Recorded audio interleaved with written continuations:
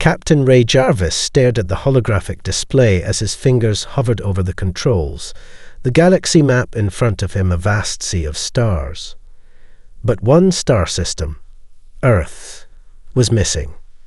The first signs were subtle. A slight anomaly in the Federation's communications grid, a slight flicker in interstellar data. But over the course of a few hours, things grew more concerning. Entire transmissions from Earth went silent, then radio signals, then the entire solar system fell off the grid. It wasn't a natural event. Nothing could block the reach of the Federation's sensors across the galaxy, except something deliberate. "Sir," the communications officer, Lieutenant Nea Valen, said, her voice steady but tinged with unease. "We've tried every known frequency. Earth's comm signals. They're gone." Jarvis didn't answer immediately. He knew the implications. Earth, the cradle of humanity, the planet that had once teemed with billions, had vanished, as if erased from the universe altogether. His mind raced. Earth wasn't just a strategic point in the galaxy.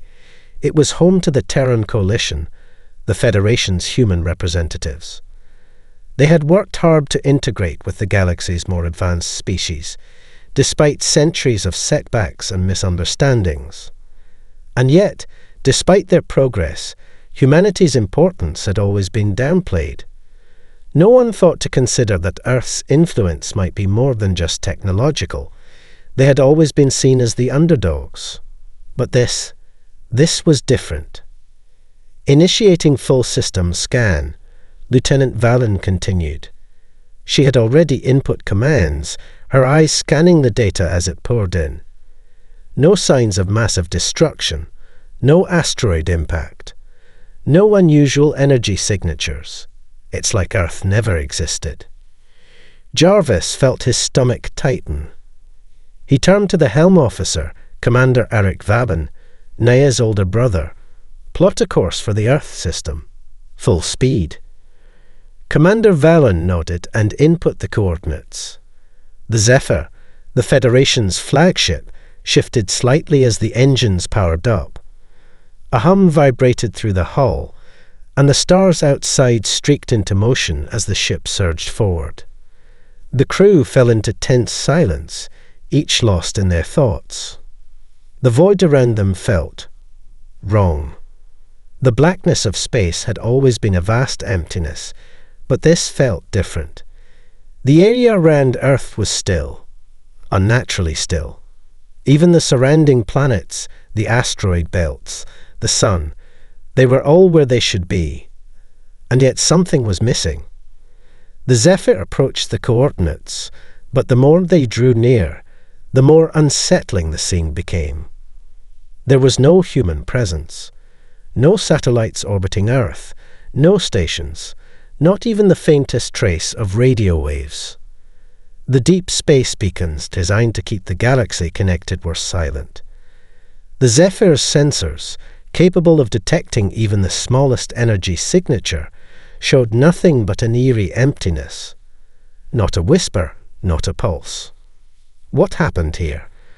Captain Jarvis muttered under his breath. His hands clenched into fists on the armrest of his command chair. The thought that Earth had simply ceased to exist was unthinkable. There had to be an explanation, but nothing they found made sense.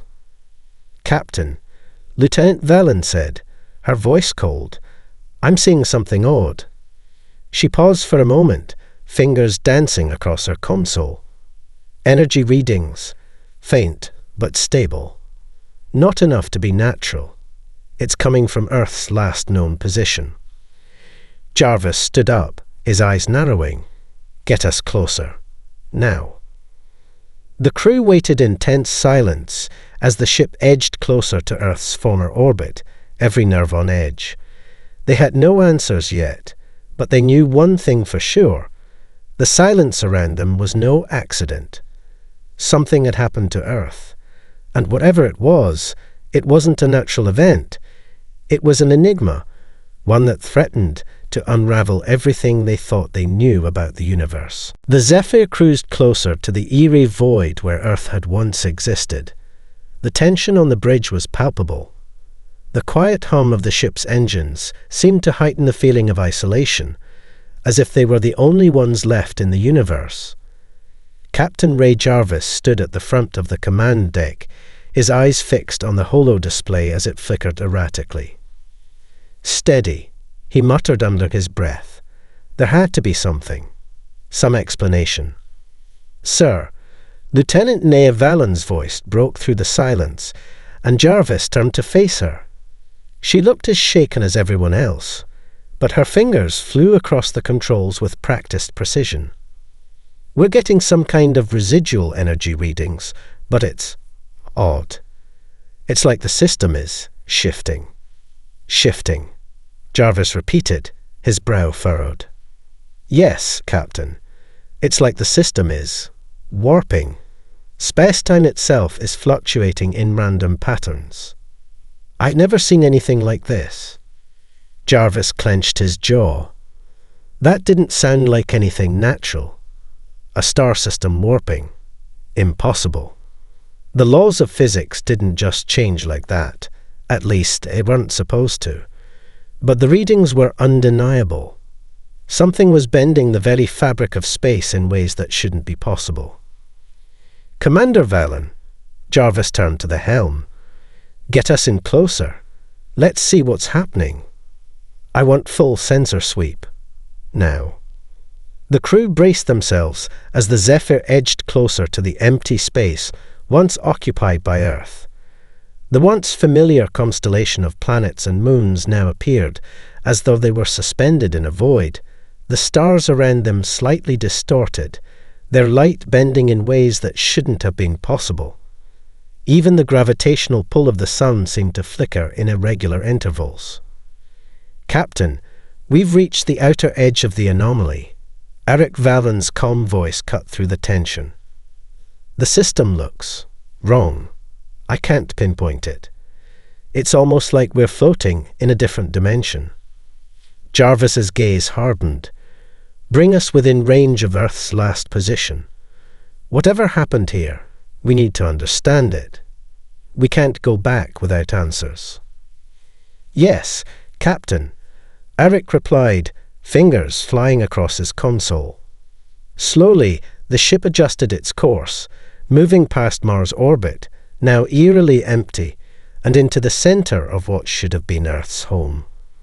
But even as they entered the area where Earth had once been, no signals returned. The ship's sensors scanned everything, every speck of dust, every tiny particle of radiation, but they found nothing. There were no derelict satellites, no debris fields, not even an echo of the Earth's once thriving communications network. It was as if Earth had been erased from the universe. "Something's wrong," Nea said, her voice tightening.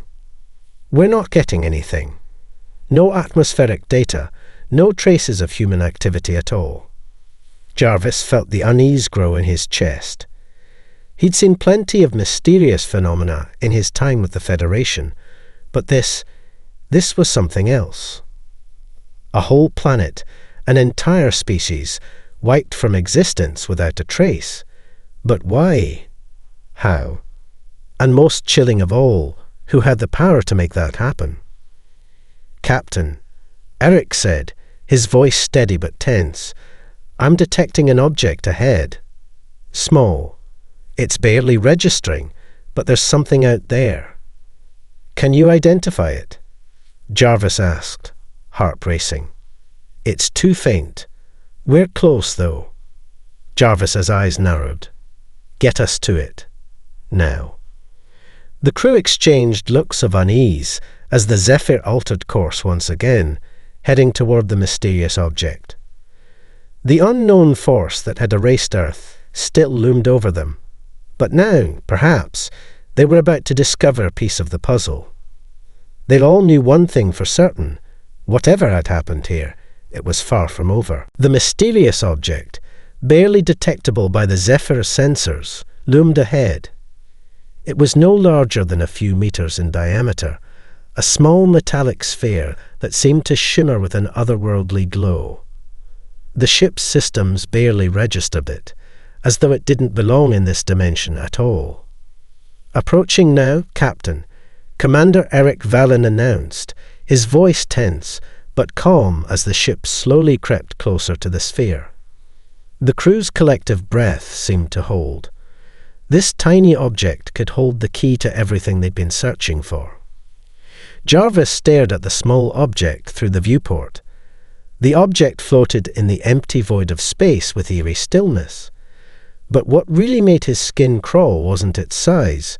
It was the faint, pulsing energy emanating from it. The waves rippled through the hull of the Zephyr, causing an almost imperceptible hum to vibrate through the ship's systems. It was like the sphere had a presence, a quiet hum of power that sent a chill down his spine.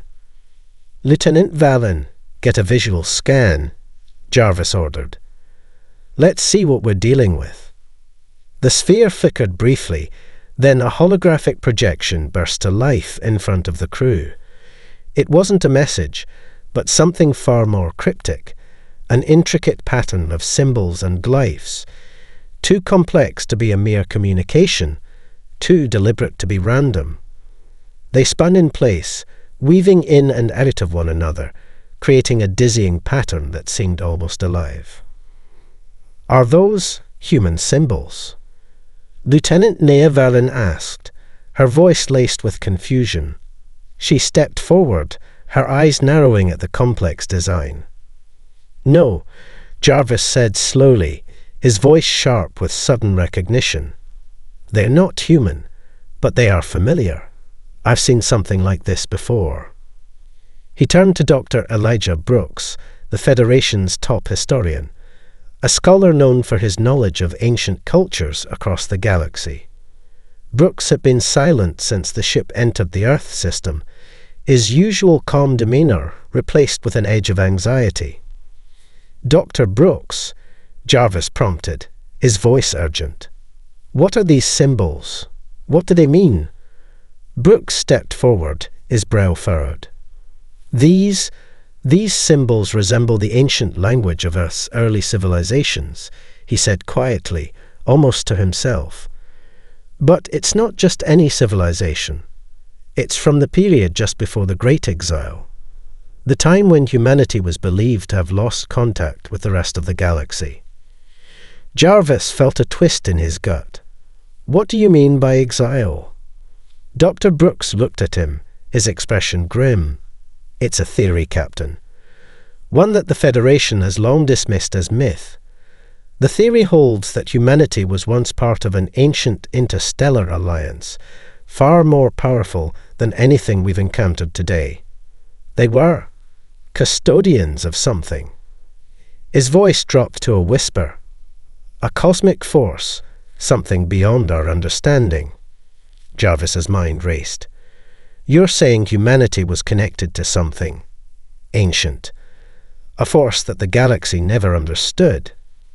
Brooks nodded, his face pale. "It's not just a theory anymore. Whatever has happened to Earth, whatever erased it, may have something to do with that force. Something older than any species in the galaxy, and it's still out there." The symbols on the projection continued to swirl, becoming more erratic as if responding to the conversation. For a moment, the ship's lights flickered, and the crew felt an uncomfortable shudder ripple through the hull. "Captain," Nea Vallon's voice cut through the tension. "We're receiving something. A signal directed at us." A loud hum filled the bridge as the holographic projection intensified, now shifting from the ancient symbols to a clearer image. It wasn't a message in the conventional sense, but a visual, a human figure, standing alone in a vast, dark expanse, bathed in an unnatural light. The face was obscured, but the figure radiated power, an otherworldly presence that seemed to transcend the confines of space itself. And then the figure's mouth moved. "Leave now. The voice echoed in their minds, not through the speakers, but directly into their thoughts. "You do not understand what you seek." The voice was cold, detached, yet filled with an undeniable weight, an authority that sent a shiver down Jarvis's spine. It was human, but not. Ancient, but not. The projection flickered once more, then vanished. For a long moment, no one spoke. Jarvis's eyes were locked on the now empty space where the projection had been. His mind raced, processing what he had just heard. "Leave now," he muttered, disbelief settling in.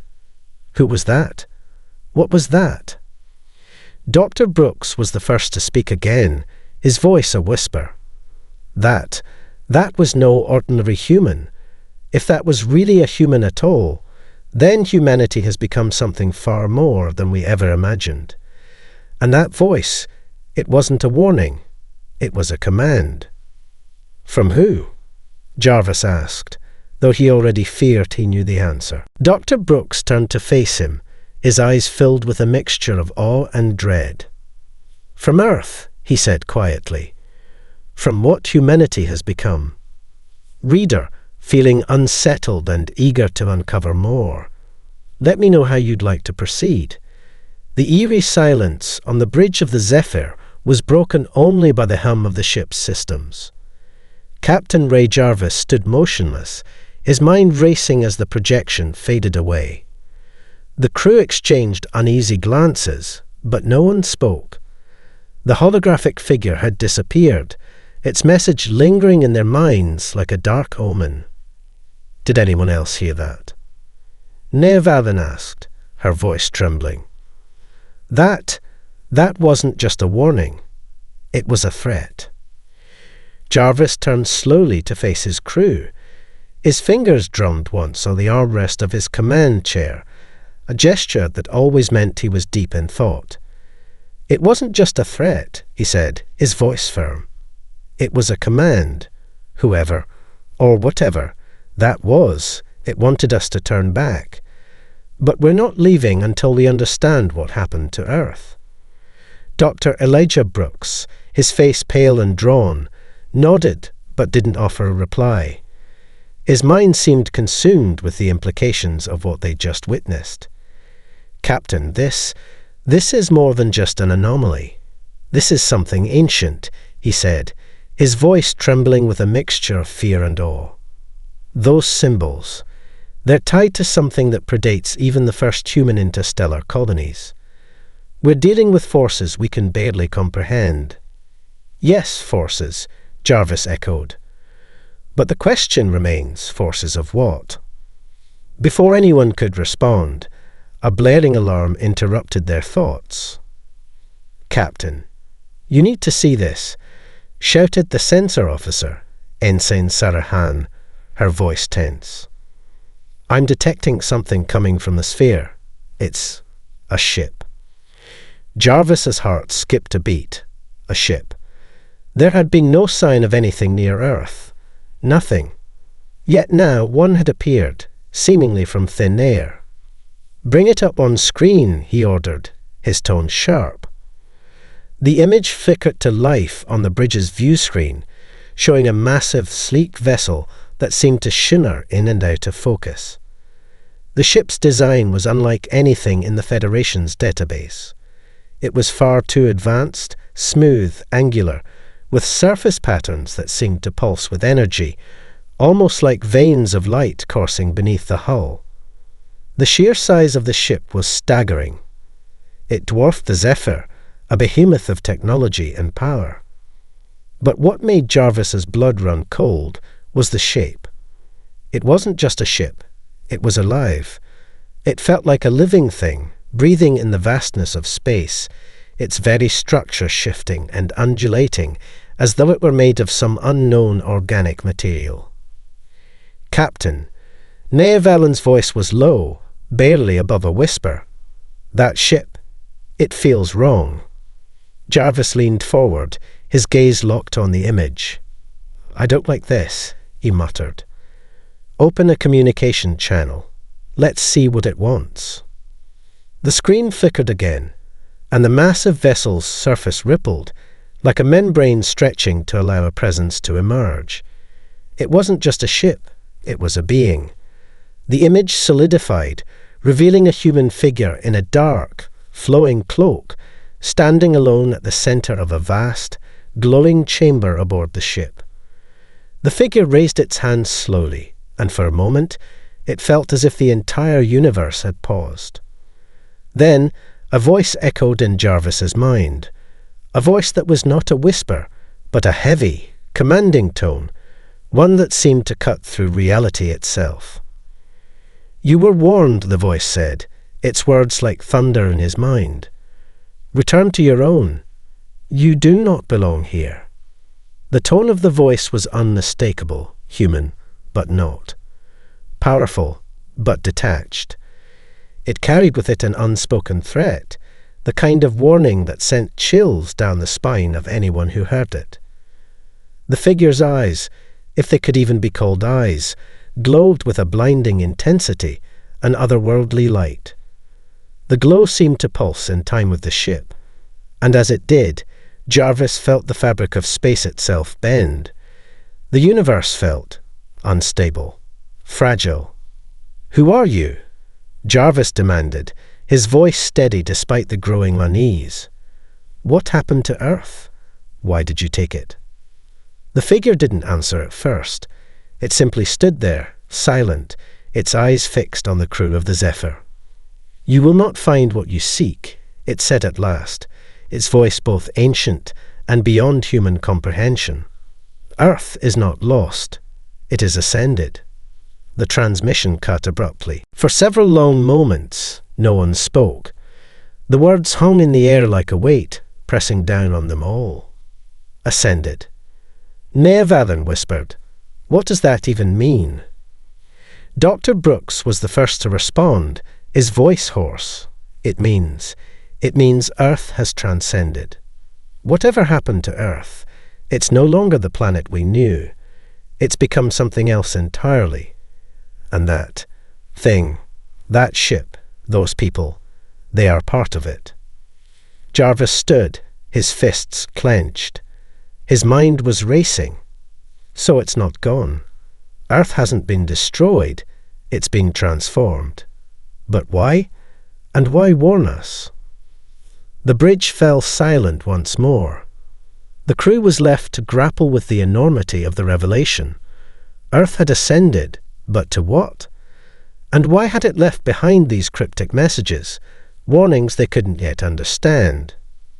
And most troubling of all, what would happen to them if they didn't heed the warning? The crew of the Zephyr sat in stunned silence, processing the cryptic words of the mysterious figure. Captain Ray Jarvis stood at the front of the command deck, staring at the now empty view screen, his mind reeling with what they had just heard. Earth had ascended, but what did that mean? How could a planet and its people simply transcend their physical form and become something else? "Captain," Dr. Elijah Brooks spoke up, his voice tense. This is not just an anomaly. What we're dealing with is something ancient. Earth must have stumbled upon something, some kind of cosmic force, that gave them the power to ascend. I've read ancient texts about forces that could manipulate the very fabric of existence. This might be it. Jarvis turned to Brooks, his brow furrowed. "I need more than speculation, Dr. Brooks. We're out here with no clear answers. I need to know if this is something we can stop, or if we're dealing with forces we can't possibly understand." Brooks looked torn, the weight of the situation clearly affecting him. "I don't know, Captain. But it's clear that whatever happened to Earth, it wasn't an accident. This ascension, if that's even what it is, was intentional. Earth made a choice. And now those who left, or who have transformed, seem to be guarding it, making sure no one tries to reverse it." Jarvis turned sharply to the rest of the crew, his voice firm. "We need to get to the bottom of this. We're not turning back. Whatever this Ascension is, we need to understand it before it's too late. Agreed, Commander Eric Vallon said, his tone resolute. But, Captain, there's still that ship. The one that appeared out of nowhere. If Earth is truly ascended, what are they? And why are they watching us so closely? That ship. It's not like anything I've ever seen. Nea Vallon added, her eyes scanning the console in front of her. We've been tracking it, but it doesn't register as a known vessel. No Federation markings. No conventional propulsion. It's almost like it's alive, or at least it behaves like it. I've never seen anything move through space like that. Then we need to find out what it wants, Jarvis replied. Get us closer, Eric. We'll approach cautiously, but I'm not waiting for it to come to us. Understood, Commander Vallon said, inputting the course corrections.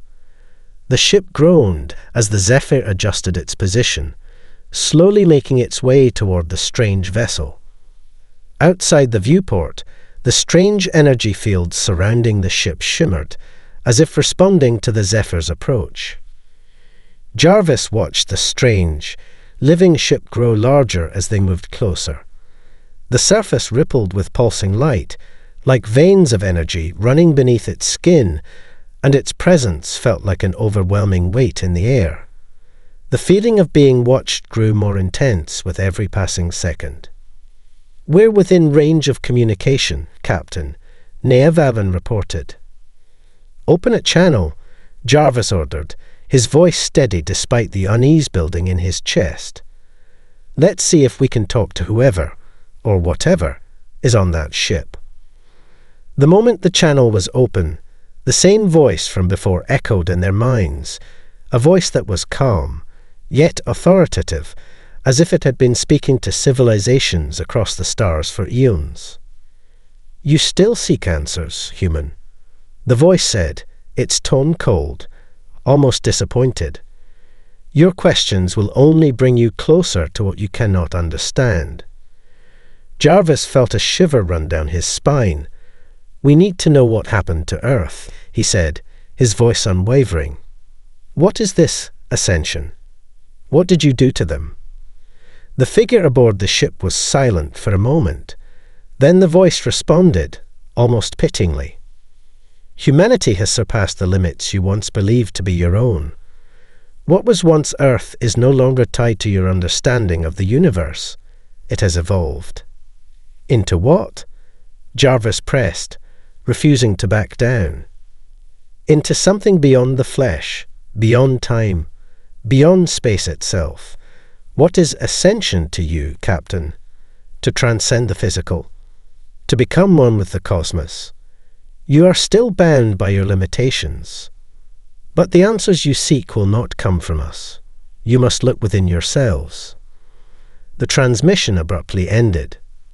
For a long moment, the bridge was silent, the weight of the encounter pressing down on them. The crew exchanged uneasy glances, none of them able to comprehend the true meaning of what they had just heard. What could it mean to transcend space, time, and flesh? How could a whole planet and its people become something else entirely? I don't like this, Nea Vallon said, breaking the silence. It's like we're chasing a ghost. The more we dig, the more we're being pushed away. Then we'll dig deeper, Jarvis said, his voice resolute. We came for answers, and no matter how dangerous this gets, we're going to get them. The Zephyr continued to drift closer to the mysterious ship, its strange energies filling the ship's sensors with erratic readings. As the crew prepared to face whatever lay ahead, they all knew one thing for certain. Earth's ascension was only the beginning, and whatever they found next might change the course of history, or bring the end of it. The Zephyr drifted closer to the enigmatic vessel, its pulsing light casting strange shadows across the bridge. The crew was tense, each member processing the cryptic transmission from the mysterious figure. The question on everyone's mind was the same. What had happened to Earth? And more importantly, what was humanity becoming? Captain Ray Jarvis stood at the front of the bridge, his hands clasped behind his back, his jaw clenched. The strange voice had called humanity's transformation Ascension. But what did that really mean? To transcend the flesh, to become something beyond the human experience, the implications were staggering. Captain, Nea Valen's voice broke the silence. I've run every scan I can on the ship. Still no physical readings, nothing conventional at all. It's almost like it's shifting in space. And the energy signature coming off it is off the charts. It's as if the ship itself is made of energy. Jarvis turned to face her, frustration mounting. I don't care about the how, Nea. I want to know why. Why is it here? Why is it watching us? Before Mia could respond, Dr. Elijah Brooks stepped forward, his face pale, his voice strained. Captain, I've been going through the data we've gathered. I found something disturbing. Jarvis's gaze shifted to the historian, his attention peaked. Go on, Dr. Brooks. Brooks hesitated before speaking, as if he were unsure how to phrase what he was about to say. The ancient texts, the ones I've been studying, they speak of an event, a cosmic awakening, a process where a civilization reaches the pinnacle of its evolution, and at the moment of transcendence, it is no longer bound by the laws of space and time. The people of that civilization, they merge with the very fabric of the universe. Their minds, their consciousness, spread out into the cosmos, becoming part of everything. A singularity of thought, a collective intelligence. Jarvis felt a cold shiver run down his spine. Are you saying that's what happened to Earth? Brooks nodded, his face grim. Yes, Earth did not just disappear. It changed. The entire planet, its people, all of humanity, was caught in the process of this cosmic transition. They are no longer human in the traditional sense. They are something greater now, something that exists beyond the material world. But they're still there, he paused. And they've left something behind. A trace. A residue. A residue. Jarvis repeated, incredulity creeping into his voice. What kind of residue? Brooks walked over to a console, tapping it rapidly. When Earth ascended, its physical form dissolved, at least it appears that way. But there are traces, faint signals, embedded in the energy fields surrounding the planet's former orbit. It's as if the planet imprinted itself into the very fabric of reality. So Earth didn't vanish, Jarvis mused aloud, the realization sinking in. It became something else, something that's left behind a ripple in space-time. The crew fell silent. The enormity of what they were dealing with was beginning to take shape, but the questions only grew more terrifying. Was humanity's ascension an evolution, or something else, something far darker? And if Earth had truly become something other, then what was the nature of the entity watching them? The ship. The voice. Captain, Nea's voice was tight with urgency. I'm detecting movement. The ship is shifting toward us. Jarvis's eyes narrowed. What do you mean shifting? It's changing its position, not moving in the conventional sense. It's warping reality around it, like it's folding space to get closer. Great, Eric Valen muttered. Just what we need, a ship that can bend space itself. Jarvis didn't take his eyes off the screen. He knew they were on the edge of something far beyond their comprehension. Prepare for anything, he said, voice low. But we're not backing down. If this ship wants to talk, we'll give it another chance. But this time, we need answers. Real answers. The Zephyr slowed to a near crawl as the strange ship's proximity sensors went wild, indicating an overwhelming surge of energy from the other vessel. It felt as though the universe itself was bending to the will of this ship, folding in on itself in ways the Zephyr's systems couldn't fully account for. Then, without warning, the screen flickered and the same voice, cold, distant, and full of power, boomed in their minds again. You continue to seek what you do not understand. The Ascension was not your choice, human, but it is your fate. Turn back now, and you may still escape its grasp. Continue forward, and you will be lost. The words were laced with finality. Jarvis's heart raced. His instincts screamed at him to retreat, but the thirst for answers that could reshape everything humanity knew about the universe, kept him locked in place. "We are not turning back," Jarvis said, his voice unwavering. The voice reverberated through the ship's corridors, a deep, penetrating presence that seemed to cut into the very fabric of reality. "Turn back, human," it warned again. "You have crossed the threshold of understanding. Beyond this point, there is no return."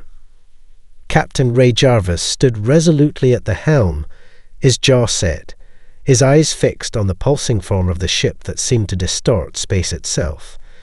Every instinct in his body screamed to pull away, to take the Zephyr and run. Yet he couldn't. Not now. They were on the brink of discovering something monumental, something that could alter humanity's place in the cosmos forever. "We're not retreating," Jarvis repeated, voice firm. "Prepare to engage." "Captain," Nea Valen's voice was tight with tension. "The ship is. It's not just warping space anymore. I'm getting massive fluctuations in the gravitational field. It's pulling us in." The Zephyr shuddered as though it were caught in an invisible grip. Alarms began to sound, and the crew scrambled to stabilize the ship. "We're too close," Eric Valen said, his voice strained as he worked the controls. "If we don't break free soon, we're going to be dragged straight into that thing. The pull's too strong." "We have no choice," Jarvis said, staring at the image of the entity on the view screen, an imposing, living ship that seemed to breathe in and out with the void itself. "Nea, can we open another comm channel with them? We need to talk." Nea hesitated, her hands flying over the console. "I'm trying, Captain. The energy waves are interfering with the comm systems. But, wait." She froze, her eyes wide. "I'm getting something." A distorted image appeared on the screen, the voice that followed jagged and broken, as though the very fabric of reality was tearing apart to accommodate it. The figure was no longer just a shadow. It was there, tangible in the view, as though it were standing directly on the bridge with them. The cloaked figure's eyes gleamed with cold, unfeeling light, and its voice filled their minds again. But this time, there was something different. There was a sense of finality of decision. "You do not understand," the voice said, this time softer, almost pitying. "The choice was made long before you ever arrived. Earth is no longer the cradle of humanity.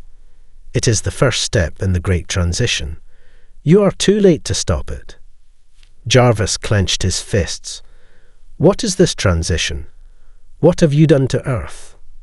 The figure's glowing eyes pulsed. "You still believe in the physical. The human mind cannot fathom what has occurred. Earth has ascended to a higher plane, one where it is no longer bound by flesh, time, or space. Its people are no longer confined to a single world. They exist as part of the fabric of the universe itself, woven into the stars. What remains of Earth is but a shadow of what once was." "So, they're gone?" Brooks asked, his voice hoarse. "All of them. The billions of humans gone." The figure's gaze shifted, and for a moment, Jarvis could have sworn it regarded them with something like sorrow. "No, they are not gone. They are transformed. The essence of humanity is not lost. It has merely evolved." The tension in the bridge was palpable. The crew felt the weight of the truth pressing down on them. Earth wasn't gone. It had become something else, something that defied everything they had known. "Then what do you want from us?" Jarvis asked, his voice colder now, sharper. "Why are you warning us? Why did you stop us from searching Earth's remains?" The figure hesitated, its form rippling like the surface of a calm lake disturbed by a stone. "We have not stopped you, Captain. You have been warned, but the choice is yours. You may leave and forget this ever happened. Or you may continue forward and seek what cannot be understood. Either path will lead you to an end." An ominous silence followed as the crew absorbed the chilling weight of the figure's words. Jarvis looked out the viewport once more, the strange ship still hovering, its presence as powerful as it was incomprehensible. "Captain," Neavalan's voice broke through the quiet. "There's something else, a new signal. It's coming from Earth's last known coordinates. But this signal, it's not a distress call. It's a message." The figure's eyes narrowed. "You will hear it," it said coldly. "But know this, the message will not be for you. It will be for those who come after." Jarvis gave the order, voice steady despite the growing dread. "Open the channel." The screen flickered, and a new image appeared, an empty void where Earth had once been, now replaced by a strange, shimmering energy field. Inside, for just a moment, a figure appeared, familiar, yet unmistakably different. It was human, but something was off. Its eyes gleamed with the same unnatural light as the figure from the ship. The message was short, but it burned into their minds. "The ascent is complete. The cycle has begun. You cannot stop it. Join us or be forgotten." The transmission cut off, leaving nothing but silence. For a long moment, the crew of the Zephyr stared at the empty space where Earth had once been. And the question hung in the air. What now? Were they to join Earth in its transformation, or would they face the wrath of whatever forces had taken it? Was humanity still human, or was the price of ascension something far darker? The silence in the bridge was suffocating. Captain Ray Jarvis stared at the empty void where Earth had once been, a vast emptiness now replaced by a shimmering energy field that hummed with unknown power. The message from the figure: "The ascent is complete. The cycle has begun. You cannot stop it. Join us or be forgotten," echoed in his mind, as though it were branded into his very soul. He could feel the weight of the decision pressing down on him. His crew, his people, were looking to him for leadership, but the truth was, he had no idea what they were facing. The Zephyr was adrift in a sea of cosmic uncertainty, and they were at the mercy of forces beyond comprehension. "Captain," Neavalan spoke, her voice strained, the energy field surrounding Earth's coordinates. "It's not just a signal. It's growing. It's spreading." "What do you mean growing?" Jarvis asked, his voice taut with urgency. Naya's fingers danced across the console. "The field is expanding outward, like it's reaching for something, pulling in surrounding space. If it keeps growing at this rate, it will engulf everything in its path.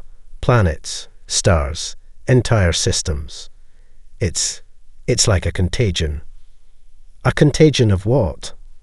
Eric Vavin snapped. "What are we supposed to do? Just sit here and watch as it spreads like wildfire?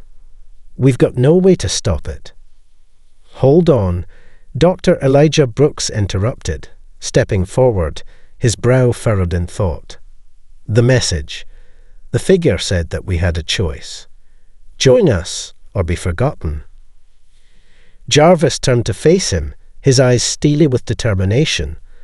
"And what does that mean, Dr. Brooks?" "We join them, and what happens? We ascend like Earth." Brooks shook his head, his face pale. It's not that simple. If the message is to be believed, the process is irreversible. Earth is no longer what it was. Its people have become something else. And whatever this ascension is, it might mean the end of humanity as we know it. We may not just lose our physical bodies, we could lose our very identities. We could be absorbed into this higher consciousness, part of an intelligence that is beyond human comprehension. Or we could be erased, Nea added, her voice low, trembling with the weight of the thought. Jarvis took a deep breath, his hand gripping the armrest of his chair. I'm not letting humanity become that. We need answers. We need to know if there's a way to reverse this, or if we can save the people of Earth. We can't just throw in the towel and walk away. He looked at his crew, their faces a mix of fear and determination, and felt the heavy burden of command. Set a course for Earth's last known coordinates. We're going in. We're going to try and stop it. Eric asked, disbelief clear in his voice. We're going to learn the truth, Jarvis replied, his voice unwavering. If there's even a chance to save humanity, we'll take it. The Zephyr groaned as its engines hummed to life, slowly pushing forward toward the expanding energy field. The gravitational anomalies were growing stronger, tugging at the ship as it fought against the pole. The crew worked quickly to maintain their course, their nerves taut with anticipation. As they drew closer to the heart of the energy field, the air on the bridge seemed to grow thick with tension. The hum from the ship's systems turned into a resonant, low-frequency vibration, almost like the very fabric of reality was beginning to unravel. The shimmering field ahead flickered, and then parted. The Zephyr slipped through the energy veil as though it were a living organism, the ship passing into a space that defied logic and time. The bridge lights flickered once, then went out completely. The crew was plunged into darkness, but the eerie hum continued, almost as though it was inside their minds. When the lights came back on, everything had changed. Before them stood an impossibly vast structure, an array of colossal, glowing spires that seemed to stretch infinitely in all directions. They were on the edge of a vast, sprawling city that existed not in the physical world, but in something far beyond it, a place outside of time, outside of space. It was a city of light and energy, a place where the rules of physics did not apply. At the heart of the city stood an entity, a being that was human in form, but its eyes burned with the same intense, unearthly light that had emanated from the figure on the ship. This was what Earth had become. This was humanity's ascension, its future. You have come to the end of the path. The figure spoke, its voice a blend of countless voices, each one resonating in perfect harmony. You may choose to join us. You may transcend as we have. But know this. Once you do, you will no longer be bound by the limitations of your mortal selves. You will become part of a greater whole, a collective consciousness united in the cosmos. Jarvis stood at the helm of the Zephyr, his gaze fixed on the figure. He knew the choice was upon him, upon them all. Join them, or resist. Captain, Brooks said quietly, his voice almost reverent, this is it. This is the future of humanity. Jarvis stared at the figure, the collective gaze of millions of ascended minds upon him. A future where humanity was no longer bound by flesh. A future where they would no longer be individuals, but something greater. But he knew the cost. Not like this, he whispered under his breath. Captain, Nea asked. Jarvis turned to face his crew. Prepare to break free, he said, his voice steady. We may not know what's beyond this moment, but humanity is not ready to give up its soul. Not yet. With that, he gave the order. The Zephyr fired its engines, breaking free from the gravity well, pushing through the barrier and into the unknown. And for the first time, Ray Jarvis felt a faint sense of hope. There was still a chance to save humanity, if they could find a way to fight back.